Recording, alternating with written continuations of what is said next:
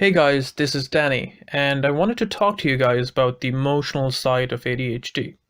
Now, ADHD can really affect your emotions, but a lot of people don't know about it. I often get a lot of comments saying, wait a second, ADHD affects my emotions? No one told me about this before. And I go, yeah, it's quite a large part of our problems. And hell, I would even probably say 50% the emotional side and 50% the inattentive, memory, blah, blah, blah, blah, blah. Now, the proper name for the emotional difficulties in ADHD is called emotional dysregulation, and it's a part of the executive dysfunctions. It's not specific to ADHD because many different disorders and conditions can have executive dysfunction problems, but it is quite a large part of ADHD. And it can affect you every single step of the way. It can affect the way you perceive emotions. So maybe you perceive emotions wrongly, which is, a big part of RSD, rejection sensitivity dysphoria, perceiving rejection when it isn't there. You have difficulty calming down. You have difficulty decreasing the emotions. And you have difficulty understanding your emotions, how you actually feel, which most people would think, oh, I know how I feel. Nope, most people don't actually understand how they feel. And it also affects what you do afterwards. Most of the time, people tend to either act aggressively, anger is a big problem with ADHDers, or you avoid it. And as you can see, every single step of the emotional process has been compromised. How do you get around it then? Well, a lot of these things are automatic. You feel them and then you just kind of go with the flow, and that's the problem. Because, as I said, maybe you're perceiving them incorrectly. Maybe you just misunderstood what you're feeling, and it causes a problem from the very start. So, what you need to do, or what you need to learn to do, is stop, think about what you're feeling, and actually try to see if it matches with the situation. Say, for example, you see your friend across the street and you wave at them, but they don't wave back. Now, because of this, you might feel incredibly rejected. But the thing is, there are other explanations. Maybe they didn't see you. Maybe they're listening to music on their earpods. Earpods? The thing in their ears, which you can't really see because they have long hair, or maybe they have their hood up. Or, there could be a variety of answers. Now, one of the biggest problems I faced myself dealing with emotion is actually feeling them. Because they were so intense and difficult for me to deal with, I essentially stopped myself from feeling emotions. And I've only really started feeling emotions in the past year or so. That's because when I was younger, I didn't know how to deal with them, so I just shut them off. That can be quite a big part of emotional dysregulation as well. Actually, feeling your emotions. And the thing is, feeling your emotions doesn't actually take effort. It's the natural way. It flows naturally. Stopping it actually takes energy. Stopping it is the activity. So to feel emotions, you don't need to do anything except stopping yourself from stopping yourself feeling them. Before, I would avoid thinking about the situation completely till everything was just numb and blurred.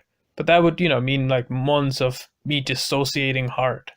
That is not the correct way to do things because, you've numbed yourself essentially. So what I then started doing is not avoiding it so hard. I've had avoidance problems for quite a long time. So I just let myself feel things, and then I can move on to the next couple of steps. Now, the next step in dealing with emotions would be processing it.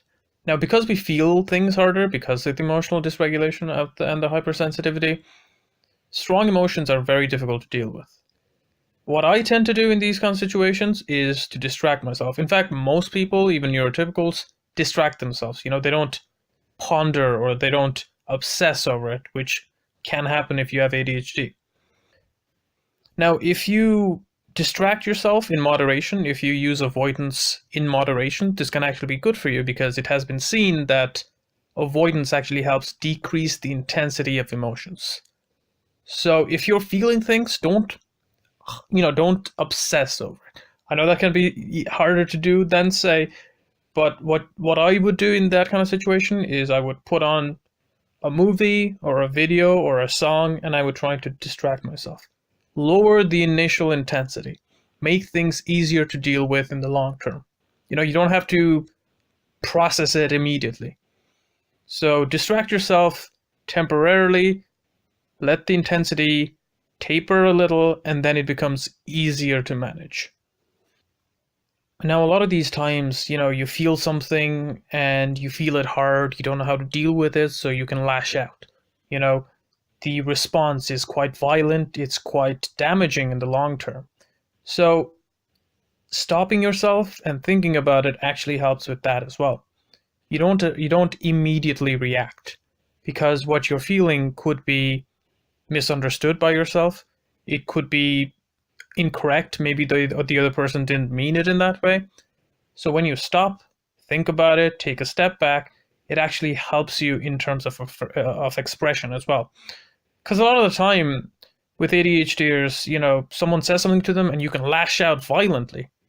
You know, you don't want that. So when you take a step back, you actually delay the initial burst of anger. I actually do use this in terms of when I get randomly violently angry sometimes, something happens and you just infuriates you.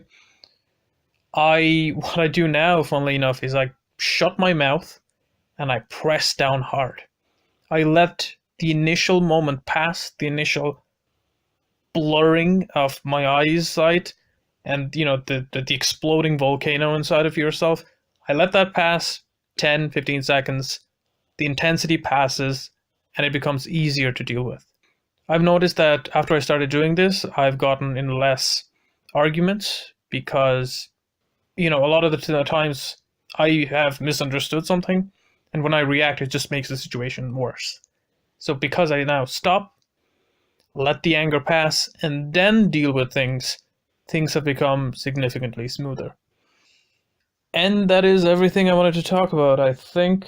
I don't know how long this video has been, but I wanted to try out a bit more of these audio formats because I can cover more stuff and it's easier to do than writing for me. I hope you guys found it somewhat useful, and thanks for listening.